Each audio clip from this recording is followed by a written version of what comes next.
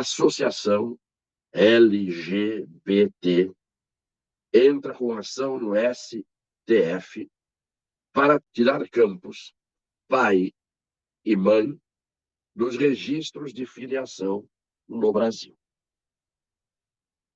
Portanto, a associação LGBT e as outras siglas está querendo que nos registros de nascimento, nos formulários, quando uma criança vai ser registrada, apareça não pai e mãe, mas apareça isto aqui, filiação 1 e filiação 2.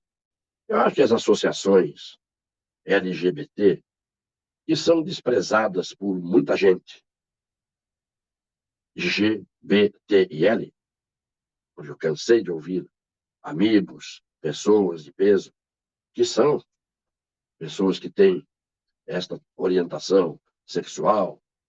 Cansei de ouvir que isto é o mal que se faz à causa da luta contra o preconceito. E eu não consigo entender onde querem chegar algumas pessoas. Essas sim, que não tem nada a ver pelo fato de serem LGBT, porque tem muita gente que é heterossexual e faz coisas do gênero. Mas o que querem essas pessoas ao colocar filiação 1 e filiação 2 no lugar de pai e mãe? Daqui para frente querem que o Supremo decida, e provavelmente vai decidir, que no lugar de pai e mãe apareçam filiação 1 e filiação 2. Querem mexer nos registros? Pelo menos deixem os registros como estão e acrescentem a filiação 1 e a filiação 2. Eu não sei o que está se pretendendo por isso.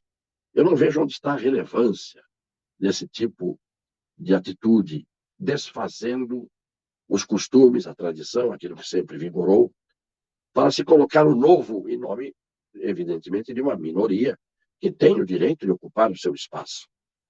Nada contra que se coloque filiação 1 e filiação 2, mas tudo contra a que se retirem as expressões pai e mãe. Eu tenho uma restrição aos preconceituosos. E o preconceituoso, muitas vezes, é esse, que quer mudar tanto e mudar tudo, e de tantas mudanças e de tudo mudar, põe o mundo de cabeça para baixo, como ele está ficando hoje. Então, eu quero ver o que o Supremo Tribunal Federal, com esses ministros que já qualifiquei aqui de todas as maneiras, e foi preciso qualificar, também não tive nunca medo de dizer o que eu acho deles, de cada um deles, com as exceções que existem, evidentemente. Vamos ver o que eles vão decidir. Eu não sei, sinceramente, se esse é um bom caminho que nós estamos tomando, porque não fica só nisso. Veio a segunda notícia. A Nossa Senhora, que é considerada pela religião católica a mãe de Jesus Cristo, ela é uma figura sagrada da religião católica e é respeitada por todas as outras religiões, do mesmo jeito que figuras de outras religiões são respeitadas. Mas parece que as pessoas querem realmente ficar provocando a paciência dos outros. Por que não deixam as coisas ficar como são e como estão, sem querer inovar em 2021 a respeito de coisas que a vida inteira foram consideradas sagradas por uma determinada religião? Quando mexeram o Maomé na França, os senhores lembram o que aconteceu com os jornalistas do Hebdo, naquele atentado brutal que foi cometido e que mataram praticamente a redação toda do jornal, quando fizeram galhofa, deboche com a figura de Maomé, que é a figura, evidentemente, mais sagrada do islamismo. Pois bem, Virgem Maria ganha a versão trans em capa de revista com o embaixador da União Europeia. Quem autorizou a se colocar Virgem Maria como uma versão trans? Nada contra os trans, desde que alguém não queira desfigurar à condição de sexualidade de alguém. Por que mexer com a imagem de Nossa Senhora ou de quem seja, da figura sagrada, da religião que seja? O que essas pessoas estão pretendendo? Estão pretendendo o quê? Organizar o mundo, pacificar o mundo, criar uma cordialidade entre as pessoas, diminuir o ódio que cada vez aumenta mais nas relações humanas por causa desses fanáticos, desses debilóides que se põem a mexer onde não tem que mexer. O que se ganha com isso?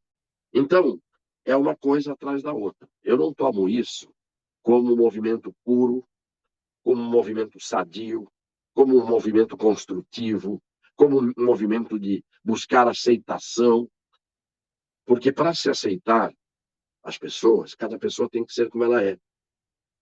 O trans é trans, o gay é gay, a lésbica é lésbica, o hétero é hétero. E a Nossa Senhora era uma mulher, na religião católica, mãe de nosso Senhor Jesus Cristo. Então, por quê? Isto é uma provocação de gente que passa a noite, na minha opinião, são os psicos. Passam a noite drogados, em devassidão, em libertinagem. Não são pessoas que se respeitam. Porque no movimento LGBT eu conheço muitos que se dão ao respeito, que se respeitam e que respeitam os outros. Mas nesse mundinho pequeno, em termos de estatura nanica, de mentalidade, de pessoas que não se aceitam a elas, e talvez por isso forcem a barra, quem se aceita fica bem e é aceito por todo mundo. E a última notícia, porque realmente eu não quero ir longe, estou dizendo com todas as letras o que eu acho disso, o STF começa a julgar, porque o STF não parece ter obrigações de corte máxima, suprema, de um país civilizado, por tudo que já fez, por tudo que já rasgaram as leis e as regras constitucionais, não estranho nada, absolutamente nada. Então, a última notícia é: STF começa a julgar lei que proíbe linguagem neutra nas escolas. Houve uma lei no estado de Roraima em que foi proibida a linguagem, aliás, de Rondônia, a linguagem considerada a linguagem neutra, que não tem mais masculino e feminino. Então, é aquela história do não é mais todas ou todos, é todes. Mas esta linguagem neutra foi proibida no estado de Rondônia. E o grande, magnífico Edson Fachin, um deles, um daqueles que a gente conhece, pura e simplesmente deu uma suspensão da decisão que proibia nas escolas essa linguagem, o ensino da linguagem chamada neutra. A língua portuguesa tem a sua história. A língua portuguesa é escrita, como sempre, foi, com as reformas ortográficas que aconteceram ao longo do tempo, mas sempre, evidentemente, com palavras que definem bem gênero masculino e gênero feminino. Aí, então, o Supremo vai definir isso, nós vamos ter que começar amanhã a dizer assim: bom, pessoal, vamos todos nós amanhã ao jogo de futebol. Todos. É uma tristeza o que a gente está vendo hoje, e tudo parece que vai para o ímã de atração do Supremo Tribunal Federal, onde parece que a devassidão e de uma torpeza encontra espaço e tem encontrado espaço, passando por cima das leis e das regras que o Supremo tinha que aplicar e defender. O senhor Moro está tentando se aproximar de militares através do general Santos Cruz.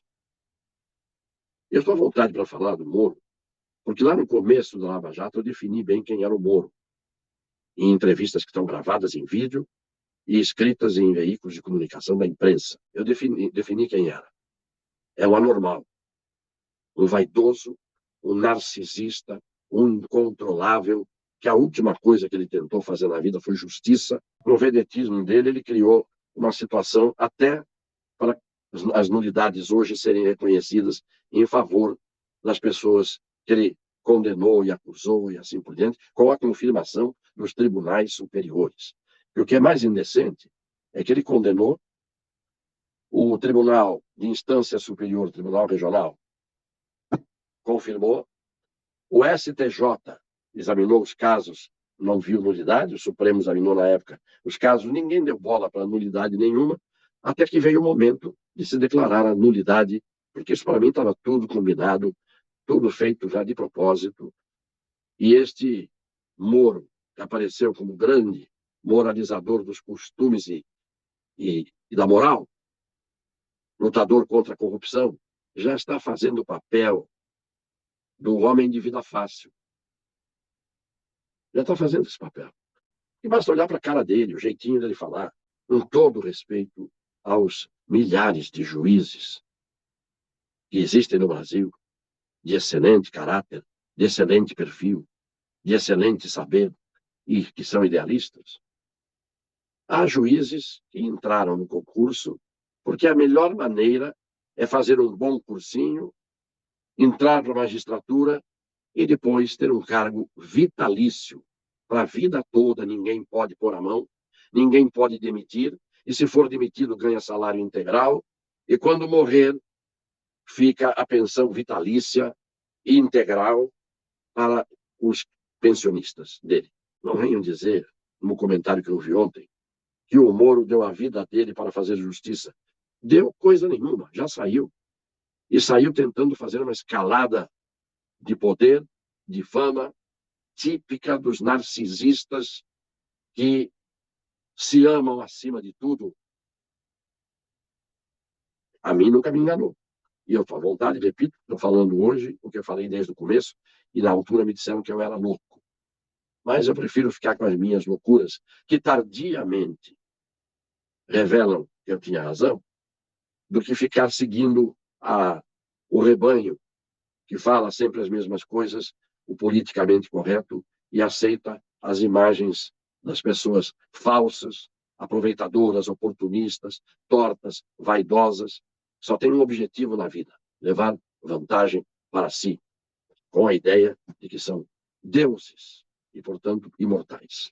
Que fique lá o Moro com seus Santos Cruz, que fique o Alckmin com o seu Lula, que fiquem todos esses políticos que vão disputar a eleição em 2022 com as suas escolhas.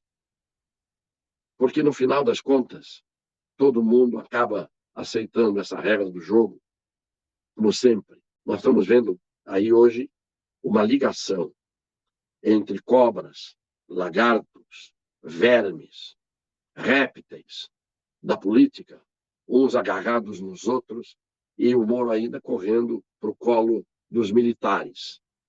Os militares, por sinal, que parece que estão muito mais interessados em ficarem adormecidos no seu canto do que se meterem em política, porque eles têm muito mais vantagem ficando nos seus cargos, com as suas fardas, com as suas patentes, sem ter que colocar as suas vidas em jogo neste tabuleiro sujo da política, em que até os políticos hoje mais também parece que só buscam eleger-se ou exercer as suas funções como políticos, também só para levar vantagem em tudo.